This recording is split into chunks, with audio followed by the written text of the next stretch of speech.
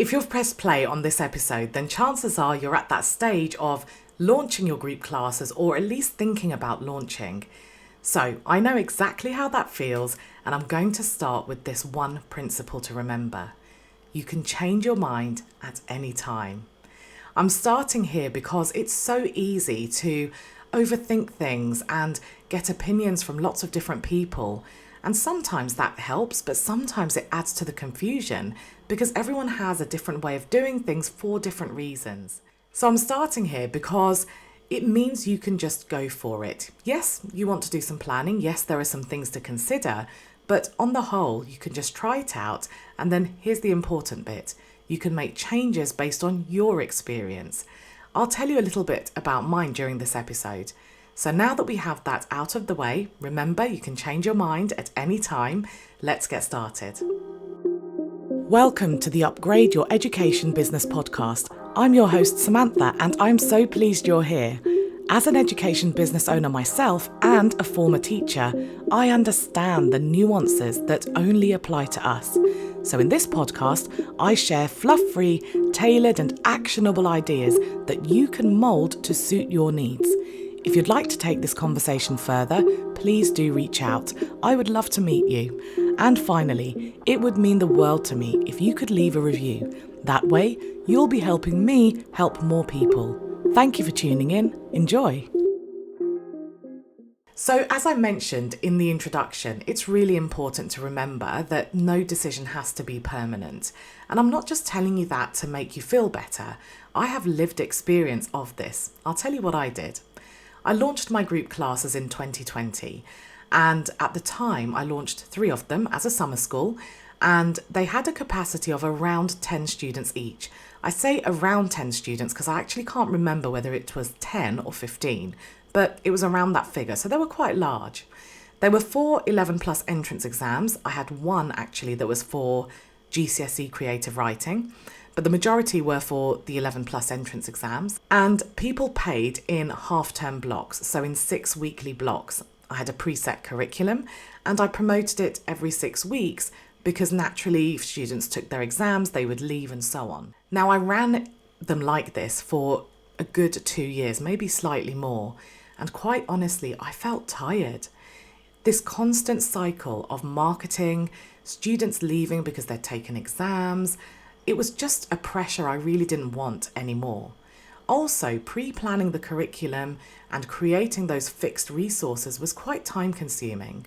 So after a couple of years, I completely changed how I did it. Now, I have very small groups with a maximum of 4 students in each, and I put them together. So I don't have a button on my website like before that people could press to enroll onto my group classes. I put these groups together. And they're just ongoing, just like my one-to-one lessons. I no longer promote them, but they stay full because I've put them together and the students roll from one year to the next. And because they're small, I can personalise the learning. So I don't pre-publish a curriculum, I don't create lots of resources. I use the resources that I have, sometimes I freestyle. I basically behave as I do in a one-to-one lesson. Now, of course, money matters. I charge more than I did before with my larger groups. So I'm not really making a loss compared to the larger groups, and I can justify it because my groups are small and I really can personalise the learning for them. So the way I communicate that to parents is that you're getting the best of the peer learning environment and a one-to-one environment as well because of those sizes. So I really do mean it when I say you can change your mind as many times as you like and whenever you like. The main thing isn't that you're changing your mind. The main thing is how you transition your students. I didn't lose anyone when I changed how I did things. I just restructured it and people were really happy with it. You have to remember that at those beginning stages, you want to ask lots of questions. You want to do lots of research, lots of learning, and that's good. But at some point, you just have to launch. So you can do all that research and you can do all that thinking, but the only way to really see how they're going to work is by doing it. My original model was something I was really excited about. It meant I could plan my year. I could pre-plan resources. I knew what I was doing. But the reality was I found it really tiring and I preferred how I taught one-to-one, so I blended that into my groups. So let's go through the 4 tips I want to share with you today. Remember, this is for people at that launch stage. These are the things to really consider. I want to help you avoid overthinking and going down rabbit holes. These are the 4 areas you need to think about, and then you can just go for it and see what happens, how you find it. Some of these tips are an extension from the Launch, Teach and Fill Group Classes course that I co-created with Charlotte. And I'll tell you a little bit more about a freebie that we have for you coming up very soon, depending on when you're listening to this. The first tip I have for you is to decide whether you want to teach online, face-to-face or both. Now, this is a really important consideration because it affects so much.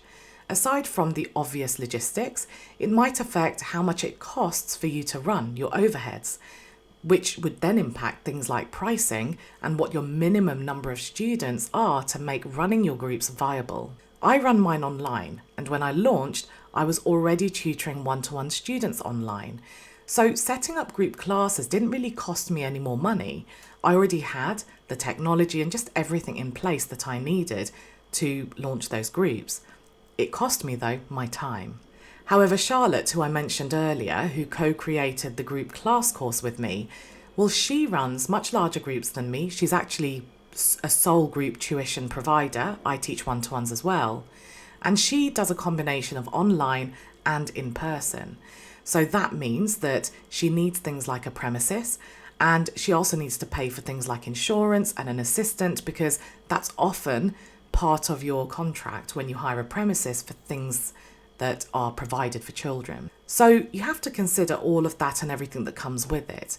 But this consideration of whether you want to teach online, face-to-face or both also affects how you actually teach, the kind of resources that you might need, and that might also impact your overheads.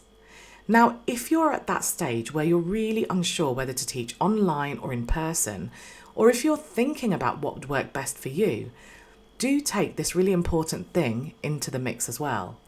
Think about what would be best for your subject and the kind of students that you teach as well.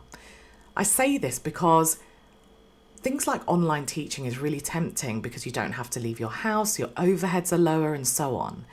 But if it doesn't actually suit the subject or your students, it's not going to sell.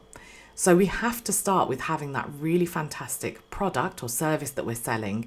And what makes it fantastic, or part of what makes it fantastic, is making sure it's aligned with what our students will be receptive to. I rounded off my last point with considering that balance of what suits you, your students and your subject. And because this is actually really important, I'll spend a moment delving into it. So this is my second point. You might use things like pricing and how much you want to earn per hour to steer things like your group size. But there are nuances to consider as well. For instance, when I started my group classes, they were quite large, as I mentioned earlier, and the majority of them were for 11 plus entrance exam students. Now, the larger size wasn't a problem from a teaching perspective, but it did affect how much material I could get through in a lesson. Once I reduced the size, that aspect actually improved. But also at the time, 11 plus group classes were really common. There were and still are things like tuition centres. So it wasn't really hard to sell my 11 plus group classes because they were a group and not one-to-one. The culture was already there. Now since then, that was in 2020, since then, the culture has definitely shifted because I have parents in other year groups like Key Stage 3, like GCSE, who are actually waiting for a group class. They are intentionally saying, I don't want a one-to-one, I want my child to be in a group. So I'm just waiting until I can form that group that will be compatible for their child. So that landscape has changed, and I want to mention it because I do meet a lot of people who will say to me, but my parents just want one-to-ones. Now, generally speaking, that's not necessarily the case. It has a lot to do with how we actually communicate it. And we really go into detail in the webinar that I will mention to you in a minute. I'll talk about that in a sec. And also in the group classes course. The way you communication groups, and anything in fact, is so crucial to how it's received by your audience. Now, one of the reasons I'm talking about this is because I often see conversation threads in places like Facebook groups where people might ask a question of, how much should I charge for my groups? This is what I charge for one-to-ones, or how big should my group class be? And the thread is very simplified. Of course it is, because you haven't got time to go into the nuances, and people generally talk about their experiences. But I really, really want to highlight that there are nuances to take into consideration. Are you introducing group classes to a cohort of people who are not used to it, who are used to one-to-one being the culture? Well, in that case, your approach might need to be different. Your marketing, your communication might need to be slightly different. So the reality is that making these decisions are often very nuanced. Things like your comfort levels with how you're teaching matters. How comfortable are you teaching different sizes of groups, or online or in person? It also matters if your students have very specific needs or anxieties. And of course, the subject that you teach and how you teach it matters too. So there are lots of things to think about and just take into that mix when you're making the decision. So when you are trying to decide on things like your group size, try and be steered by your experience over what other people do. If you come from a teacher background, then you know you're not necessarily going to struggle with teaching a group of a larger size necessarily. But if you've never tutored online, then that might mean you need to take a smaller group just while you get used to that style of teaching. Sometimes, I remember I experienced this, when I left teaching, I suppose I wasn't really clear on what my role as a tutor was. I was overthinking it. I was trying to create schemes of work. I was trying to think, well, how do I assess them, and when do I assess them, and how do I get through all the material? Because I kind of forgot that the children I teach go to school. I'd forgotten that aspect, and then when I started tutoring, that's when I found my style. I found my groove, and I realised, well, actually, I'm here to support the child, the whole child. I'm here to fill in those gaps, to stretch them. I'm here to be really fluid. If they say they have an assessment on Thursday, then that's what we'll focus on. So if you're in a situation where you haven't quite found your groove and you haven't quite figured out what kind of tutor you want to be, then it might be a good idea to start with a smaller group as you work that out, because you can always extend it. Like I said earlier, you can change your mind at any time, but at least it allows you to find your feet without that pressure of dealing with a lot of students and a lot of parents. Now, I've mentioned the free webinar that Charlotte and I are running a couple of times, so I just want to quickly tell you about it. On the 16th of August 2024 at 1 p.m. UK time, we are going to be offering a live webinar on how to attract students to your group classes the stress-free way. Now, if you can't make that time, that's absolutely fine, because we'll be recording it for replay. So do make sure that you register using the link. I've also popped it in the show notes for you. Now, just so you're aware, we will be talking about our group class course for anyone who's interested in investing in that. But whether you want to invest in that or not, you will still walk away with so many useful tips. In fact, in just the first 10 minutes, we'll be giving you 3 ways that you can attract students right now. So I really hope you can join us, 16th of August 2024 at 1 p.m. Remember to follow the link. And we'll either see you there, or if you've missed it completely and you're listening to this later, make sure you've connected with us on socials, drop me a message, and we will either be running it again or we'll make the replay available to everyone. We haven't decided yet. So make sure you're connected with us, and we hope to see you there. My third tip is to think about the group class model that you think you would like to go for. There are so many ways to teach a group, especially when you're teaching online, I think sometimes. Not necessarily, but sometimes. For instance, some people teach a preset curriculum, like I used to. When my groups were larger and I was selling them in those half-term blocks, I would set out 6 weekly curriculums and topic lists and stuff. But now I just decide what to teach based on what my students need. I don't have a plan. And that's just how I do it, but I have clients who teach using things like a flipped classroom model. There really are just so many models, and Charlotte and I explore a lot of them in our course. But in addition to these kind of fixed styles, there are things that might be subject specific that you need to consider. I'll give you an example.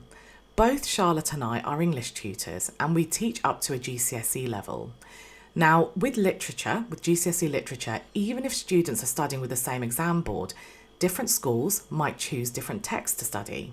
So when you're tutoring a group and you're doing something text specific, that can be challenging. You know, half of them might be learning Macbeth, another half might be learning Romeo and Juliet. Now, because I keep my groups very small, I do teach the text. I do text-specific work because I'm able to adapt what I'm teaching and who I'm teaching it to with such a small group class. But Charlotte has very large groups. So what she does is she will support the text with things like exam questions and stuff like that. But in her actual groups, she teaches the skills that are applicable regardless of the text that you might be studying. So you need to just think of those really specific things that might be related to your subject and how that can be integrated with the style of teaching and the model that you have chosen. Now, a really common question that tutors ask me is how to go about assessing students' academic levels and whether or not they should have a mixed ability class. Now, some clients of mine will send out an assessment before a lesson so that they can understand what level they're working at and they can place them in the right class because they have streamlined classes. Personally, I don't. And because my classes are quite small, I can personalise the learning for what each individual student needs. So you need to make a decision based on what you think is best. And when you do, remember to think about the implications of your decisions. So let's just say that you decided to streamline your group classes. So you had one for a certain level, another one for a higher level.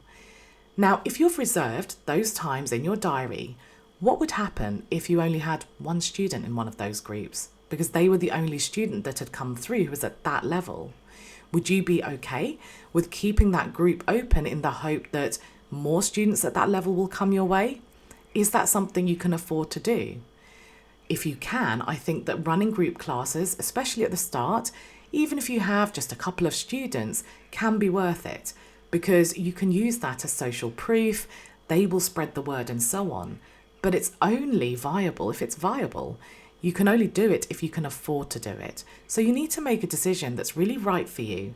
And when you are making some of these core decisions, like whether you will have streamlined classes, try and future-proof, try and think about what the possible implications of that decision might be.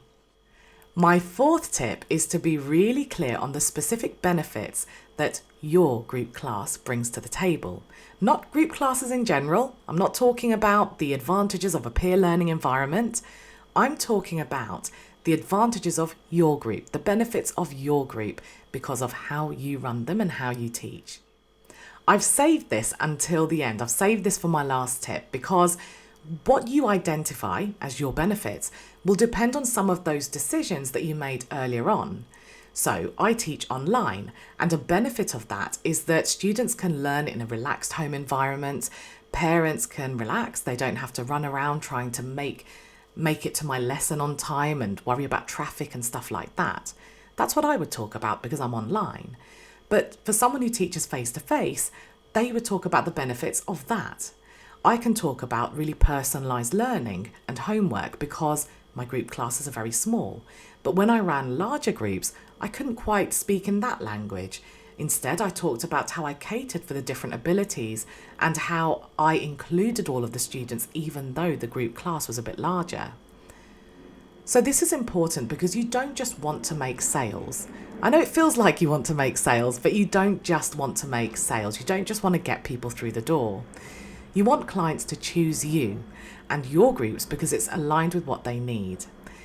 This leads to people staying for longer. If they're aligned, they'll be happy and they're more likely to be receptive to the impact that you make. And therefore, they're more likely to get results and they're more likely to recommend you to other people. If you attract the wrong kind of person because you are just thinking, I just want to make sales and I don't care who I make the sale to, it can lead to a very stressful situation where you might be managing difficult parents, where you might have a constant churn of people leaving and joining, and that can get stressful. So really investing in communicating the benefits of your group and making sure you're making it clear so that the people you attract are aligned can be a really worthwhile investment. Something I often talk about with my clients is how we want to create customers who create other customers. So if people are recommending you, if they're giving you great testimonials, they are encouraging other customers to come your way. Now, money could be something that you consider a benefit as well. For instance, if you want to make groups accessible, maybe a lower price point will be something that attracts your clients. I personally don't want clients to make decisions on money, so my groups are only marginally cheaper than my one-to-ones, and some of my parents choose to have their children be in my groups and learn with me one-to-one. It really depends on your target audience and what their situation is and what they're looking for. Is price this really big factor for them to consider? When my groups were much larger, I couldn't command such a high fee, so I made them cheaper because that's what was reasonable for what I was offering, and I did attract a different kind of client. Now, if you're at that stage where you're just getting started, which you probably are if you're listening to this, then I don't want to overwhelm you with more tips and more decisions for you to make. I know you already have a lot on your plate, so I'm just going to leave you with 2 little tips. The first tip is to remember, again, that you can change your mind. So if you're feeling a bit hesitant, if you're not sure about some of the decisions you've made, you could just try them out and see how they fit, see how they feel. You can even make minor tweaks as you go along. You don't have to make drastic changes. My second tip is to make sure that you are choosing what's right for you, your subject, and your students. Group classes are a really hot topic. Everyone wants them. And it's really tempting to post in a Facebook group and make decisions by committee. But let's say you ask whether running a group with one person is worth it, and 100 people say, yes, go for it, it's really worth it. If that puts you under financial pressure, then it's not worth it for you. So always make sure you're thinking about your needs, your students' needs, and your subjects' needs. Of course, take advice and ideas from other people, but always mould it to your situation. There are so many different ways to form groups, to run groups, to launch groups, to retain students, loads of different ways. One of mine and Charlotte's mottos is that there is no one size fits all, and don't let anyone tell you otherwise. So thank you as always for giving me your time. If you're listening to this before the webinar, I hope you can make our webinar. Remember that it's on the 16th of August 2024 at 1 p.m. It will be recorded for replay, and it's all about attracting students to your group classes the stress-free way. So I hope to see you there, and whether you're coming or not to the webinar, you will still hear from me on Wednesday. Would you like to take this discussion further? Perhaps you have some questions or you'd like more ideas on tailoring your business. If so, book a free discovery call through the link in the show notes.